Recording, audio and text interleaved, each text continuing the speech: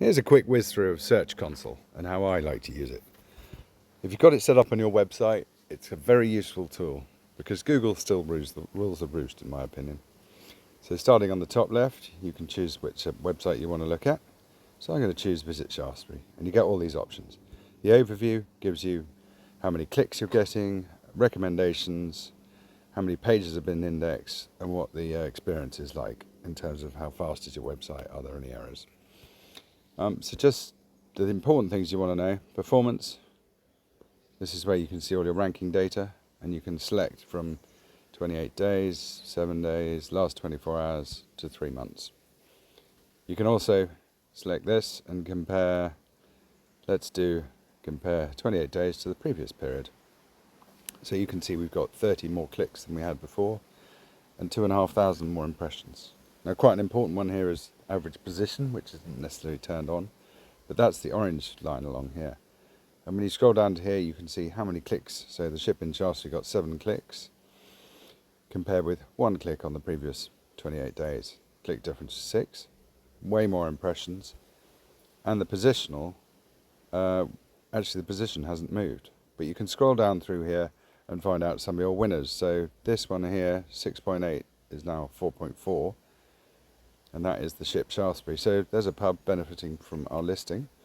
Shops in Shaftesbury, Dorset, let's look at that. We can click in and get a specific thing. We got 1 click and the position stayed the same. So that's fairly useful, and you can do it by queries or by pages. So other useful things you can do is this generative AI report, which you just see here. Click A, 1,000 impressions.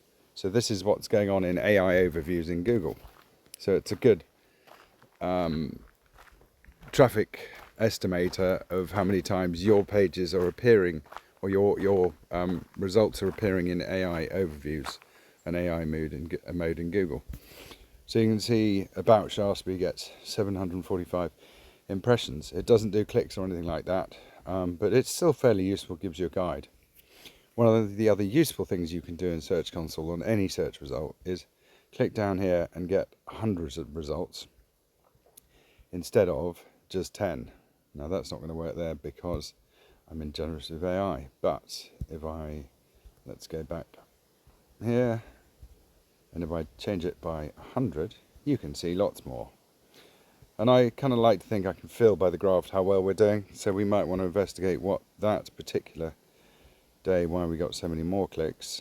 And I can't do it because I'm on the phone. There we go, 5th of August, 9 clicks, 200 impressions. So I could actually select that day.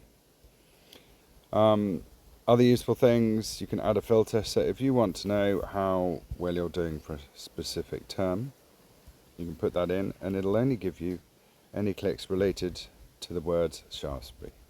And again, you can do your position and see what's going on. So there's a quick overview. There's a couple more things. Pages, you can see how many of your pages have been listed, and you want to see that going up. There's quite a lot of grayed out ones here because they're canonical pages, i.e. they've got different category names. Sitemaps, really important to submit your sitemap. So I've submitted mine and it's discovered 115 pages. So make sure you've done that.